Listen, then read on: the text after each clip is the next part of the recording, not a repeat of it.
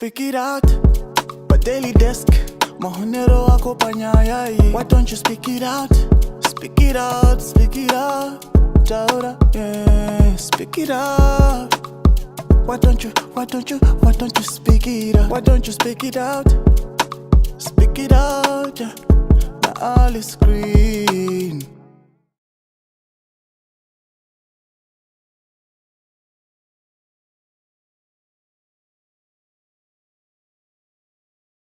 Hello guys, welcome back to Speak It Out on Daily Desk. This is your girl Ali Green. This episode was sponsored by Chido. For your wedding dresses, outfits, any outfit for any occasion, matric, Lobola Day, for those who want to get married, Chido is your girl. Today we are back with another exciting episode. Guys, guess who's in the building? You know me, I don't roll alone. Yeah, I can't sit here alone. We have got the international MC in the building. She is young, but she's huge. MC Shanaz, welcome. Thank you so much for having me. You're welcome. So happy to have you in the studio. Yeah, it's been long overdue. We've been chatting about this for a good minute and for a long time. And I'm so happy to be here. Yeah, and you're finally here. Finally, it's about time. So how are you? I'm doing great. I'm doing absolutely great. And how are you doing? I'm trying. Being here, I think it makes me more happy. Yeah, I have obviously had an insight on most of your shows, and I must say you're doing an incredible job. Thank you, but I'm walking in your footsteps. It's like I'm the baby on this game, no. So I'm trying to take one step at a time. No, I'm definitely inspired by the works that you're doing, because I was like, oh, okay, Alice is doing something like this. Maybe it's something I should also follow in the footsteps. So I think being in the entertainment space, it's so broad, and you can learn something from someone else. So it's a big cake. Everyone can cut a slice. Absolutely, absolutely. So I'm just following the international ones. I think I need to stay in the international line. Absolutely. I think the goal is to take it from Africa to the world, Yeah. We're not playing small. We mustn't forget our motherland. Absolutely. Africa is our home. Absolutely. I think it's very important to know where you're from and also where you're headed, but always remember your roots to come back home. I'm proudly African. Yes. Sometimes though. And why the sometimes aspect of it? I think we need to talk about that after the show, because we can spend the wartime elaborating on it. Yeah, no, definitely. So who is MC Shanaz? MC Shanaz is an MC, right? Yeah. She is a brand that is looking to go international. She's already international. All right, she's already international, yes. And I go by the statement, or rather the line, MC Shanaz is the epitome of dynamites, coming in absolutely small but yet gorgeous packaging. And that stems from the fact that I'm very short. Most people, when they see me in person, they're like, you're actually this short, but then... It's like me when I saw you for the first time. I was like, wow, camera lights. I know, I'm very short, but when I do stand on stage... It's a big lady there. Yes, absolutely. I feel like that's where I express myself a little bit more, and hence I call myself the epitome of dynamites coming in small packages. The introduction, guys, on its own, you must just know what to expect. Absolutely. And the first time when I saw you, I thought you were American somehow. With the accent on its own, hearing you speaking on the stage and stuff, and the intro, I was like, wow, where's this girl from? Where's this girl from? And I had to dig. I had to do my research. Yeah, to make sure that where are you from? Yeah. So originally I'm from Zim, and when it comes to my accent, I don't necessarily think I have an accent. I just find myself articulating my words to the T. So I say a word as it is. And then that way it just come across as an accent, I suppose. No, but I don't want to lie. I see your work. I'm inspired. Really? I'm motivated, and I'm like, wow. Yeah. She's doing a good job. Well, we're trying out here. I'm trying to build a brand that can sustain me. I think it's already a brand. Yes, it is, and But it's still obviously, growing. maybe with your vision, you won't see it's Absolutely, a brand. absolutely, and that's where when you're speaking of visions, it's only you as an individual who sees your fullest potential. Like, I'm not yet there. I'm not there, but then everyone else around you is like, wow, you're actually doing this, and I'm trying to be where you are. You're like, no, I'm hardly doing anything. I'm still crawling to where the vision is. It's just like me when I'm telling people about Speak It Out. I'm like, I'm still a baby. Yeah, Because but then I'm seeing a baby in me. I'm seeing a baby.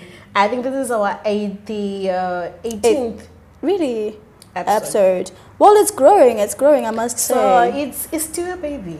It's kind It of 4 months, is. 3 months. So it's Yeah, I think your platform is it seems to you as though it's small, but I think having 18 episodes that's massive. That is something. Yeah. Absolutely. we are trying. Yes. Like what you're saying, you're trying, but we are seeing you on big platforms and you're saying it's trying. We are trying. We are trying. Yeah. So how did you find out about being an MC and you discover that you have got the MC in you? Because you say the voice was born, you were born with it. Yeah. For me, I like to think that it's a gift from the higher power, right? It started as me wanting to be a journalist. So growing up, Really? in primary, I've never been that kid who wants to be a doctor or A nurse, a no, pilot, absolutely not. a hostess. Absolutely not. I've always wanted to be a journalist, and as time went, growing up, I've then realized that journalists actually get killed for their job, and I'm like, I'm not trying to risk my life. No, that's the sad part of it, if you think of it. Yeah, absolutely. And then I thought to myself, what other thing can I do within that field? And with my family, we are very close. We're very very tight, And more often than not, would have like Friday nights, and then I and my younger siblings would be like, okay, let's do a show for our parents, and I will MC from there. And then fast forward to high school.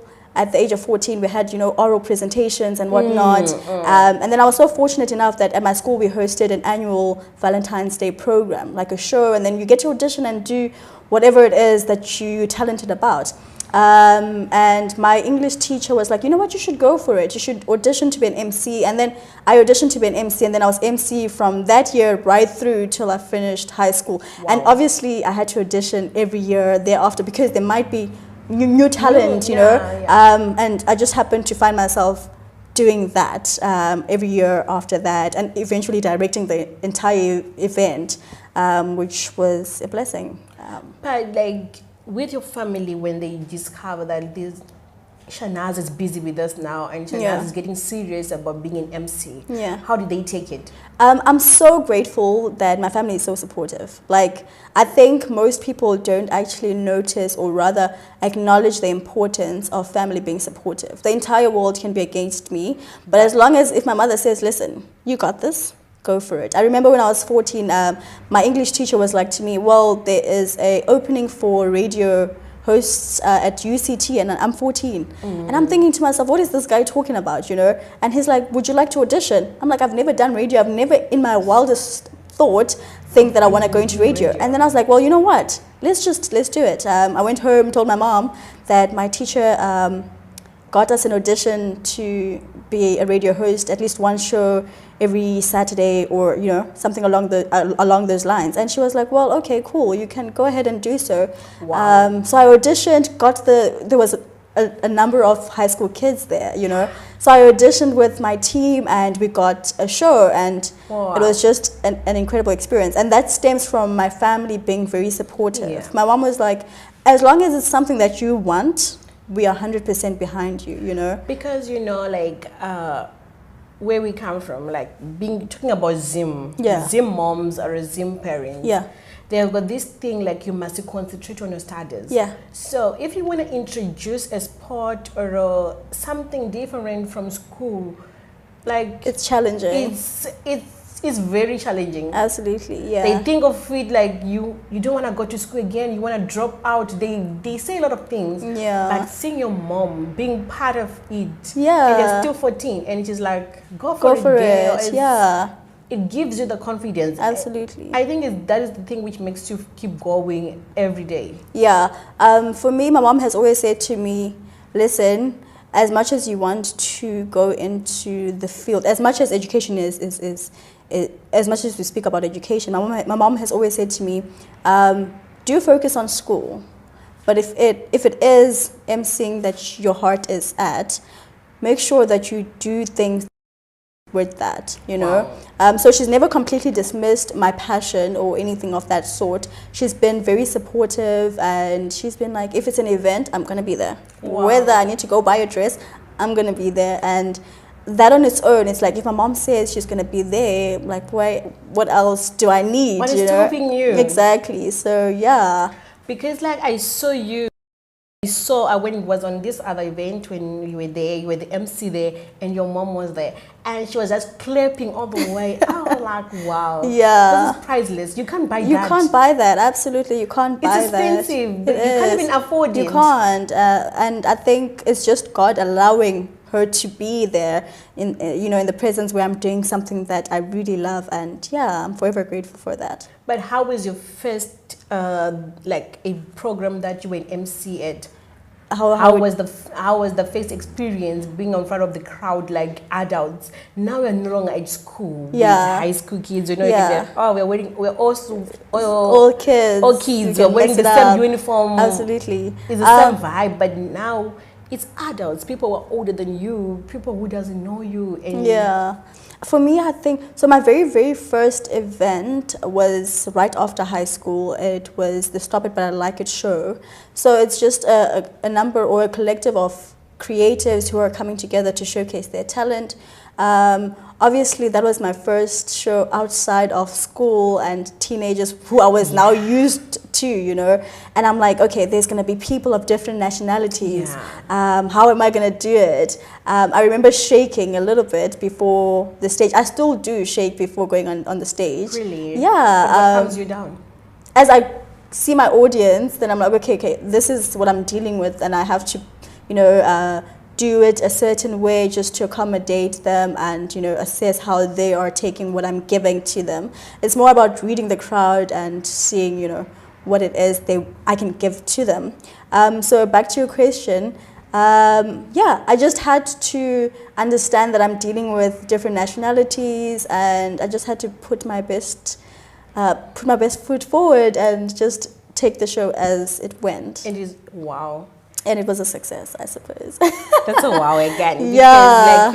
your first show when you want to do something, or the first trial, it's always the hard one. It is, absolutely. And hence, most people say just start, and we were talking about Wusi. Yeah. Yeah, just start today and it will just build from I there. think everyone has got an idea, but the starting part is It's the most scary. difficult thing. It is. It's just a lot of thoughts like, okay, if I start this, then what are people going to say? If I start this, if I invest in this, what are people going to say? Because as a brand on its own, I have to dress a certain way, and that is Yeah. costly.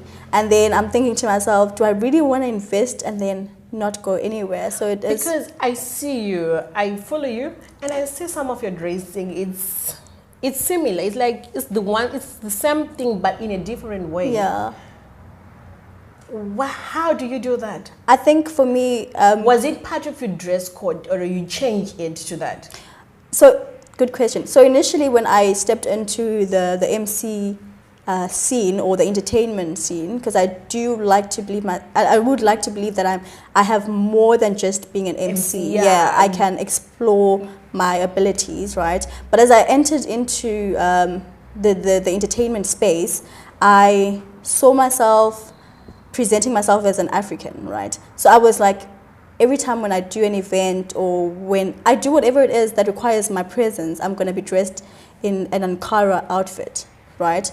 As time went, I figured the kind of MCs that they are, and I had to bracket myself into a certain group, and I decided, okay, I'm going to be a corporate MC. I don't want to do anything that is like club related and all that, unless of course it is of high profile. When it is a club event, then only would I opt for it. But I'm more of a corporate event MC, like, dressing business kind of events. So dressing according to those. So business, awards, ceremonies, that's my, that's my bracket, and that's where I find myself. And that's where I said, okay, for me, in order for me to be that MC, I need to dress a certain way. Not necessarily saying I have to be office wear 24/7, Yeah. but just a heel makes a difference. Wearing a pair of heels, it makes a difference. And I've just been that ever since. But like the dressing on its own, it shows that how professional you are. Yeah. Because seeing you just like, oh yeah, she's expensive, Oh, she's yes. international. And that's the goal. I'm trying to attract that clientele because obviously if I want to attract an Oprah to sit next to Oprah, I need to be Yes. dressed accordingly, and she should be like, hey, this person's actually, worth my time, and that's just the goal. Yeah. And what is like the toughest event have you been? Like the one which was tough. But yeah, this one was very tough. And Shika Panjimbo, and it was the worst event kind of. Okay, I can't quite say that. Yeah, I can't pick point on that one. But it did happen sometime last year. Yeah, it was a taboo, and I had to excuse myself from that kind of clientele because as building a brand, I want to be able to show other clients that I've worked with this, and from that event, it's not one which I would like to say I have been a part of. Sorry. So yeah. Wow. Because like you get to a place and you're an MC, you can find different people with different things and different vibe, and maybe it's not part of you. And now you say you want to do things in a professional way. Then maybe I just hired you and you don't know it's a club. Oh no. And so what will you do? It's a ghetto club, African vibe. You are nodding your head already. Yeah. And like the ghetto vibe Yeah. on its own. And boom, you are wearing your heels and you're an MC at a ghetto club. What do you do? So when it comes to me with emceeing, right, I actually manage everything that happens to me as a brand. And I'm so grateful that I've had people in my space influence that, people that I can turn to and be like, what's your view on this? What's your view on that? And for me to avoid such instances, because I've never found myself in such a situation, I usually require or rather request for a meeting. And in that meeting, we elaborate on what it is that you expect of me. I know someone came into my inbox recently and they were like, oh, someone that I actually know, would like you to be a part of a music video. And for me, it's like, as a brand, I'm not just trying to get money, I'm trying to present myself in a certain way. Yeah. And I was just like, I'm sorry, I can't be in a music video because I'm a corporate MC and I stick by that. And so whenever clients approach me, the first thing I do ask them is, what kind of event is it? What are your clientele? What are you expecting of me? What is the theme? The theme on its own can tell you, that this is a club event. Yeah. If someone says to me it's shorts and I'm like, okay, no, thank you. I can come to support you as a fellow creative. I'm for that. I'm very open to that. If you're a creative and you want me to be an MC and I can't, and you can't meet me halfway when it comes to payments or anything of that sort, I'm more than open to purchase a ticket and come and support you, because this is you also and you building. just come as a guest. Yeah, absolutely, because it takes a team to make a dream. It takes a team to make a dream work. Yeah, so, it is. So it's all about supporting each other. Yeah, but I've never caught myself in a situation where I am at an event that I wasn't aware of. Wow. And what is the most difficult part of being an MC? I think, gosh, I still struggle with that. I don't even know if I can answer that question. But just discovering yourself on its own, yeah, no, I actually can. Firstly, discovering yourself as a brand on its own is something, because I don't necessarily think most people take MC seriously. People just assume that because everyone has a mouth, you can just stand on stage and be like, welcome to the event. I remember someone asking me, what do you offer besides being an MC? And I just said, my voice is what I offer, and my voice is for this amount, So the most difficult part is having people take you seriously in this in the entertainment space because they believe that you are easily replaceable. And in any field you are easily replaceable, Yeah. but as an MC, it's as though you're just like The speaking. value that you have. Exactly. So yeah, just being recognized and respected in this space is quite tough, and also creating a rate card, your pricing, it's like very hard because people are like, you're just speaking. We all You're have just a standing mouth. in front of eyes and And exactly. nothing So who are you to tell us that you charge 10K? Do you know what I mean? And you're like, excuse me, I'm a 10. I'm a 10K, and then they'll be like, so what else do you bring to the table besides your voice? And then that's when you find people saying, well, would rather look for someone else. And for me, honestly, and it's only now that I realized, again, it's all thanks to people that are in the space and they have like experienced it and all that, that have reached out to me and told me that, listen, if a brand or if a client isn't willing to pay you your fee, do not step down or do not say, okay, let's adjust it, because that is your fee. Yeah, let's talk about it. No, absolutely not. I mean, it's a different case when it comes to maybe a family member.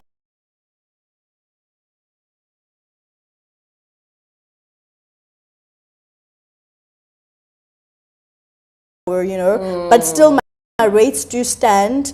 But I can't turn it down a notch just because you're a family or just because you come to the same church. No, I can't. Yeah, so. I always see that when you're working with Zimbabweans, when immediately they know that you're a Zimbabwean, and you say, this service is 5,000 rand. You know what they normally do, my Zimbabwean brothers and sisters, they will say, That's a norm. Quick, it's a 2,000. Oh no, sorry. Because the moment they see you, they said there's a negotiation room here. Yeah. Because we all speak the same language, yeah. we come from the same country. So how is you working with Zimbabweans? How is your experience? For me so far, I've been so blessed to have people who respect my craft. I've never had anyone coming to me that is in the Zimbabwean field that asks for my price and then ask for a discount. It's never happened. They've come and then I'll tell them, yeah, they respect it, absolutely. They'll be like, okay. And for me, it's like I require 50% deposit before your event just to secure your spot. That way, whether you cancel your event or not, I could have gotten someone and I decided to say to that person, no, I can't. And in that meantime, I wouldn't have gotten anything from you, So and then I would have lost money, So what I normally do is ask for a 50%. So it'll be a lose both ways. Exactly. You lose the client, you lose money. Exactly. So now I require 50%. Even if your event gets cancelled, that's on you. But me, I have made something, And that's something I learned from DJ Taps. He was like to me, you require 50% deposit. You need to have a contract that you give to the client and be like, you are signing this, and when will I get my 50% deposit? Just to secure your spot. So for me, and these are like some clients, and they've came to me and be like, okay, what are your rates, and when do you require your money? And I've been so grateful to attract such clients. Yeah, and I don't know if before them approaching me, whether they knew that I was Zim or not. But yeah. Hey guys, we have got MC Shanaz in the building. Speak It Out is blessed today. We've got MC Shanaz, the international MC. I always say she's international. Like the moment I saw her, I saw international. And don't forget, this video was sponsored by Chido, guys. You can just see the dress. Send some likes and love for the dress. So MC Shanaz, I just want to ask about, is it true that men, they take advantage of MC when you're a lady MC? Sometimes men, they take advantage of you and they'll ask you for something extra besides you being an MC there. Because I follow a quite of number of MCs and I see someone right on their IG complaining about something like that. Yeah. So have you ever faced it or? Yeah, for me, I can't say I've directly faced it. I've seen. And I can't bracket it to just being MCs, right? I think just being in the entertainment space is scary at large, you know. There are certain expectations. There are people who will come and trick you. I've had a brand reaching out to me saying, well, we want to work with you. We want you to be the face. And they are on ETV. We want you to be the face of... And to you, it's a big thing. And I'm like, oh my gosh, I want to go on ETV. Like, what? It's a breakthrough, you know. Excited and all that. Only for me to request for a contract to obviously see what it is that is on the table. And based on our conversations that I had with that particular individual, it was not aligning with what was on the contract, you know. When you're talking to someone like us, having a conversation, and I'll be like, no, listen, I can take you far. We'll give you accommodation. Come to Johannesburg, we'll give you accommodation. And exactly. And for me, I'm just grateful that I have my older brother who's an accountant, and my older sister, she's a lawyer. So it's both to my advantage. It's an advantage for you. Exactly, and I can utilize that. So after I got the contract, I obviously had to pass it on to my brother, who then passes it on to my sister, and my sister was just like, well, it's a contract for real, but is it worth it? So I think as people in the entertainment space, females specifically, we are taken advantage of. Sometimes it might be sexually, sometimes it might be, oh, we'll pay you, we'll represent you, they get the money, they don't give you your share of it. And it's something that they wouldn't have communicated with you from the beginning. So it's very important to just be on the lookout for such. Wow. I think it's so nice of you coming, because there are another MC like who are sitting, or people who are into entertainment industry right now watching this video will be like, oh, I'm also facing stuff like that. Yeah. Because, you know, at Speak It Out, we try to make everything clear. You are like a voice to other people who are in the same Absolutely. industry. Or Absolutely. people who are going to be in the same industry, who are going to be into entertainment or into MC or anything related to TV or anything. So if they see you, you lift their hearts, you lift their faith, you make them feel better, like, I'm not alone in this. It's Absolutely. Other people are facing it. Because someone is scared to come out Yeah. and state out, like, I'm facing this. Yeah. Guys are embarrassing me. Guys are like sexually abusing me, Yeah. and they can't say it because if I say it, what are they going to say? Absolutely. What is going to happen next? Am I going to lose jobs because of complaining about this? Yeah. So you're coming out saying it makes them feel better, because you're one Absolutely. of them, end up like, oh, she's one of us. She's faced that. I think it's more important for you to know your morals and where to stand, draw the line. For me, once someone says to me, well, would need to have a nude picture of you in order for us to sign you, that for me it's a line. I'm not going to. For MC. Some people do that, hey? Some people will be like, in order for you to go into the next level, you need to send us a picture, or you need to allow us to invest into you, and then your first gig, we take 5%, and then you get the rest. And then down the line, you see that they take all the percentage, and then you get 2,000 from it. For me, when it's more of them getting more from my hard work, I draw the line. Unless it makes sense, I need to actually see that, okay, even if I do a 15%, they take 15%, I'm actually getting something tangible from it. Other than that, for me, it's like, no, thank you. I'd rather be at home working to build my brand on my own than rubbing shoulders with the wrong people. Wow. Yeah. And what can you say to someone who is in the situation of like facing stuff like when they're being abused and taken advantage of, and some of the contracts doesn't weight the agreement? Yeah. Or sometimes they are given contracts and they change along the way, and like now things are like, oh, we're no longer doing this, we're doing that. Yeah.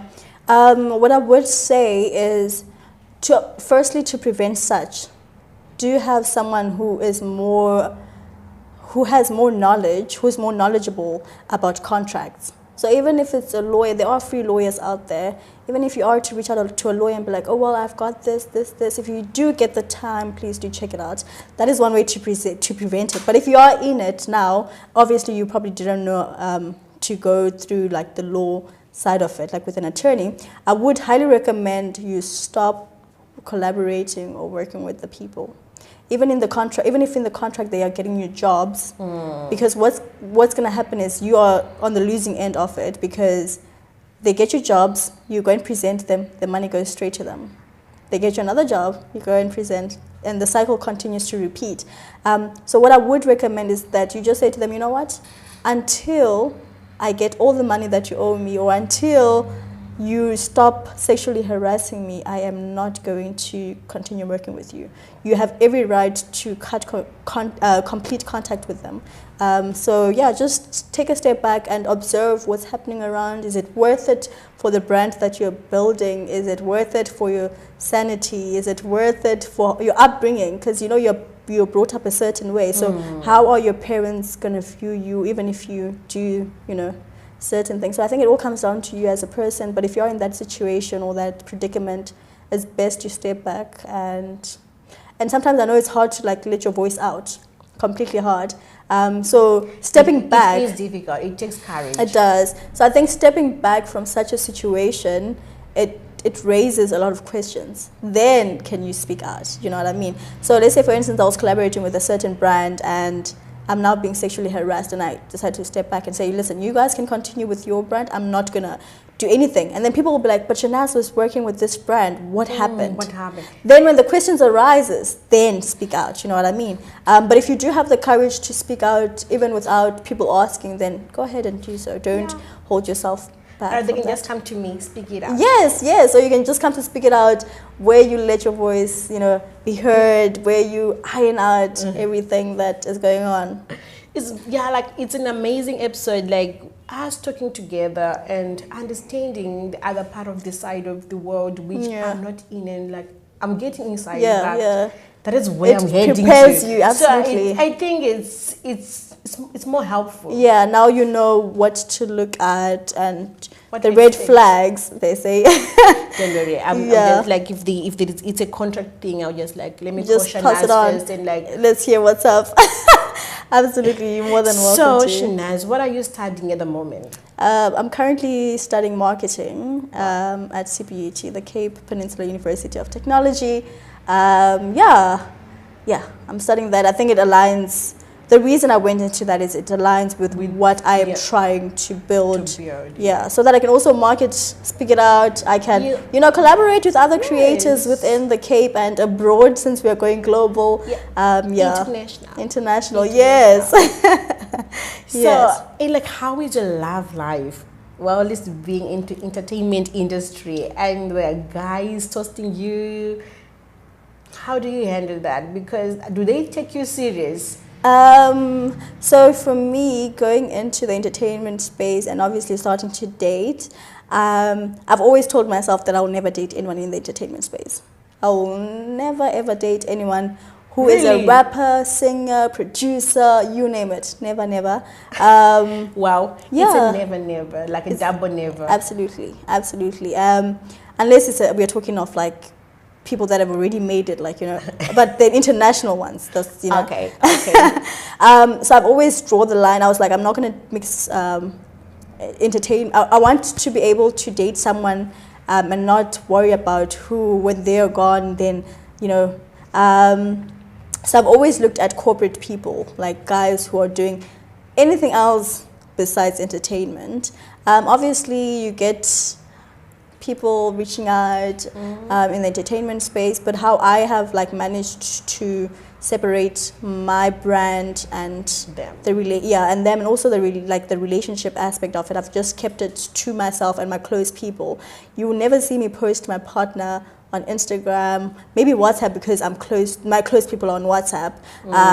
But when it comes to other public platforms, I never put it out there, because it's wild out there. It's wild, but I stay away from entertainment guys. I think it's safer to be with people who are maybe in corporate, even a student, just someone who is just completely, you can come to them and explain to them that, listen, this happened, and then they'll understand and speak with you and, walk you through it. Not like dating an entertainment guy and you'll be like, oh, they asked me to take a nude, and then he'll be like, well, what do you expect? I don't want that, so yeah.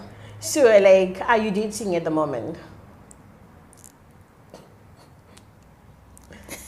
I love that smile. I think the smile will answer that. Yeah, I think so. Yeah. And you're still blushing. Oh, gosh. On to the next. So, what are your last words to the people who are listening to you right now? Like those who are watching you, your fans, those who are in love with MC Shanaz, those who want to book MC Shanaz. Let's talk booking. If you are to book me, do check me on my social media platforms, or contact me via email or via WhatsApp. I'm very accessible in those aspects. And for someone who wants to tap into the entertainment industry, please go for it. Wow. Go for it. And if you're looking for someone who can mentor you or work with you, you're more than welcome to inbox me via Instagram, and I can just give my 2 cents on that. And we'll grow together as a community, you know. Yeah, I think that's all there is to say. Wow. Yeah. So, I just want to ask this question because everyone will be thinking of it. Is there money in the entertainment industry? Is it enough?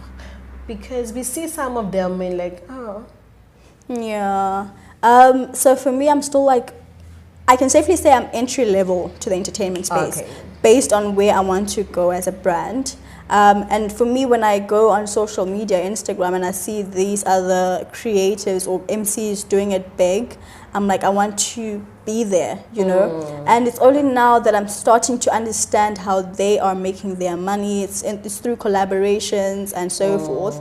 But the first thing you as a brand you need to do is to identify your area. Once you've identified your area, once you've identified the kind of clients you want to attract, put a price on it. And your price should never be shaken because my Nini, we're next door, wants you to do a party, and just because it's next door, I'm going to charge it's you. my baby's birthday party. No, absolutely not.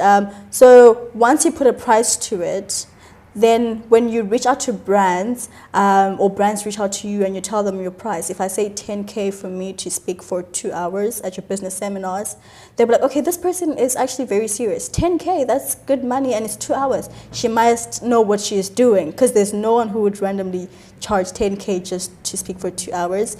And yeah, I think just be able to. So are you trying to say pricing values you? Uh, Where you price your product is the value people give it to. I won't necessarily say that, but what I would say is, if you know, Alice, that you only put Brazilian original, that is you as a brand. You are a person of quality, right? And when I'm going to price myself, I'm going to price myself based on what I bring to the table. If I know that me just saying hello, it's gonna get an audience for your brand, I'm gonna charge you good money for that, because I know how much impact or influence I've got on your brand and how I would portray your brand. So I think, yeah, just see how you can price yourself based on your experience and all that. For me, it took me some time to learn that. Usually I used to charge very bad money. Very, very bad, until I reached out to Sungano, the one you had here. Yeah. I was like, Sungano, listen. Sungano was here, it was Yes, it was. I watched that one. I reached out to him. I was like, listen, this is how I'm charging. He was like, no, we don't work like that. As of your next gig, this is how much you're going to charge. And I did that, and the client paid it up. And I was like, well, if they could do that, I'm going to put more. And I just went up from there, and people are like, okay, well, we'll pay for that, you know. You know, it's hearing you talking about Sungano helping you with the pricing and stuff. It means a lot, because it's rare to see people want some industry. Absolutely. Sungano is also An MC. a host. Yo, don't say MC. He's gonna freak out if he's watching this video. He's a host. He's Sungano the host. Sungano the host. Yes. Yeah. So Sungano, if you're watching, hello.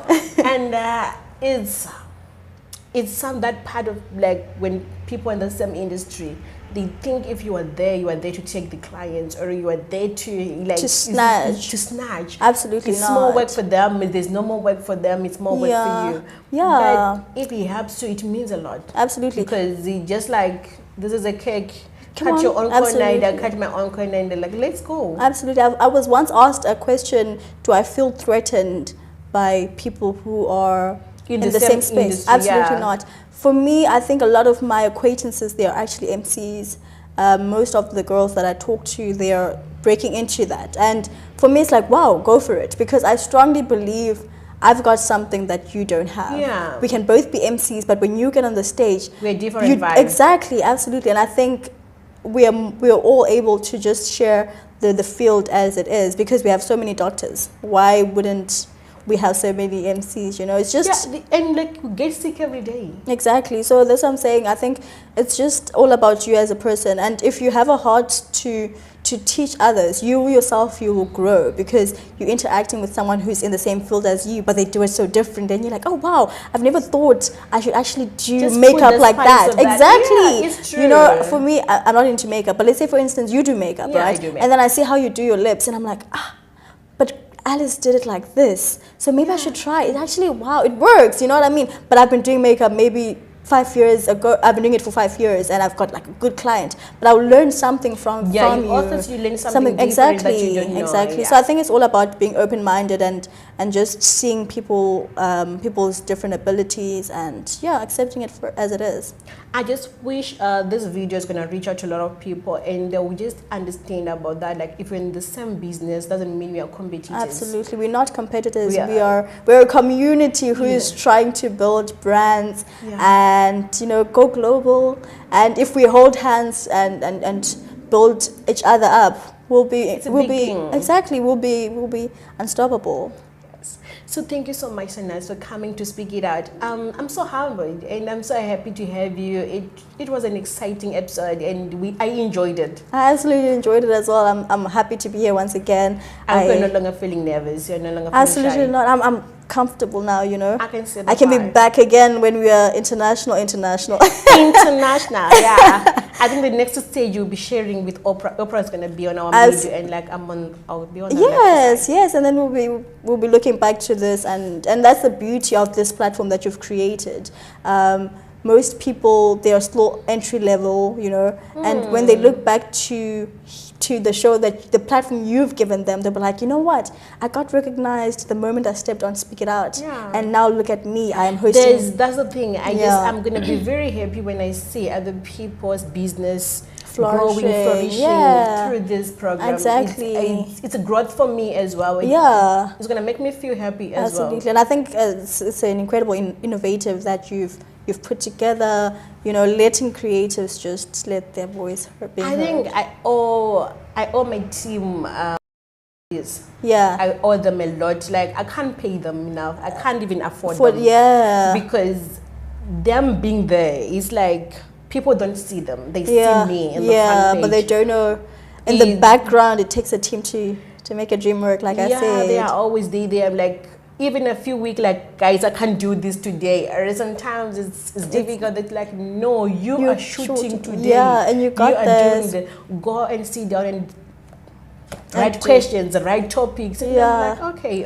Let me do this. So I think it takes a team. It takes a team, absolutely. It takes a village to raise a kid. Yeah. It takes a team to make a dream work, and Sure. Thank you so much, guys, for watching this exciting episode with MC Shanaz. Guys, please check this out. If you didn't watch from the beginning, go and restart this video and watch it again. It was so exciting. And don't forget, today this program was sponsored by Chido. You can just see the dress, guys. For all your dresses, for anything, special occasions, weddings, lobola days, birthday, for your child's birthday, anyone's birthday, she's your girl. She's the girl for you. You can just check her contacts and her details on Instagram, Facebook, on the screen there below. Guys, it's not over until you speak it out.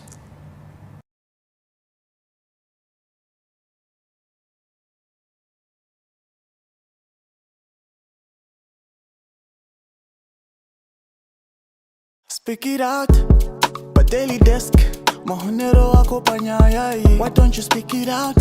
Speak it out, speak it out.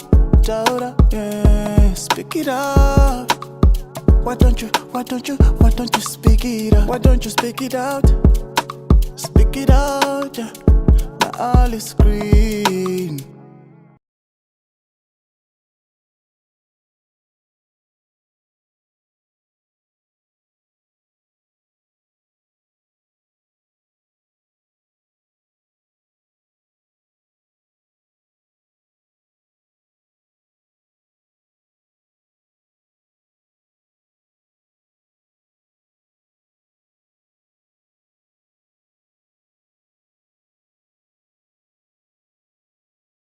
Speak it out.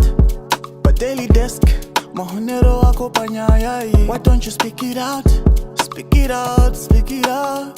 Taura, yeah, speak it out. Why don't you speak it out? Why don't you speak it out? Speak it out, yeah. Now all is green.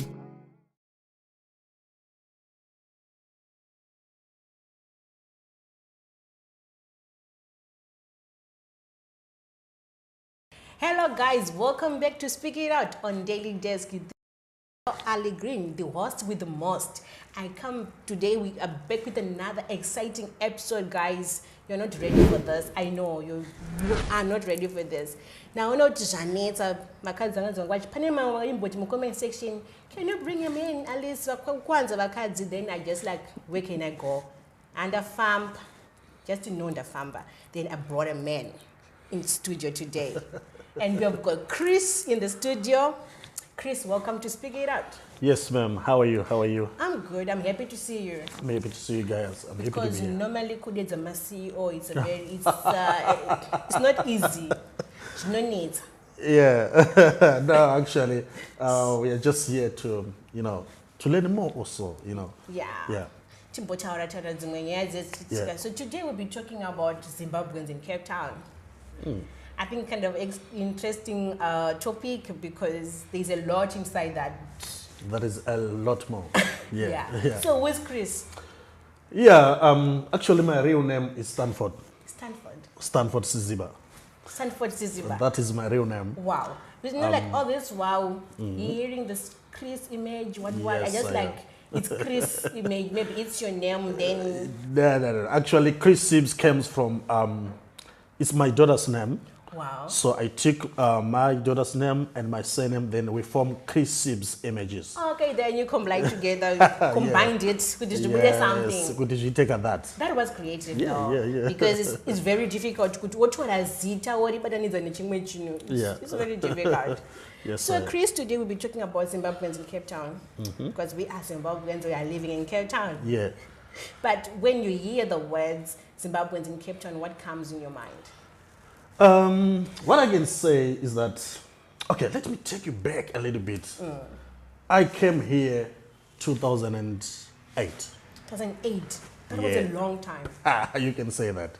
So I can put it that way, Zimbabweans in Cape Town, during those years, or 2008, there were few Zimbabweans in Cape Town. Wow. So as you were walking even in the street and you can hear someone speaking Shona, you would stop and ask for a phone number. You're excited. Of course, you were excited. Oh, I see the homie. Do you get what I'm saying? Oh, actually, I still remember we used to visit each other, because that was the lovely people that, we are far, so we meet with my homie. But now, it's quite difficult now. So now we're putting it as like, there are Zimbabweans who get businesses in Cape Town, who get children in Cape Town, who are running a lot of things in Cape Town, to the extent that some of them, they don't see themselves as Zimbabweans anymore. Really? Yeah, some of them, they don't see that. So they see themselves as South Africans, but yet they must know that they are still Zimbabweans. They are still Zimbabweans in Cape Town. Yeah. So like, back days, it was like 2008. Yeah.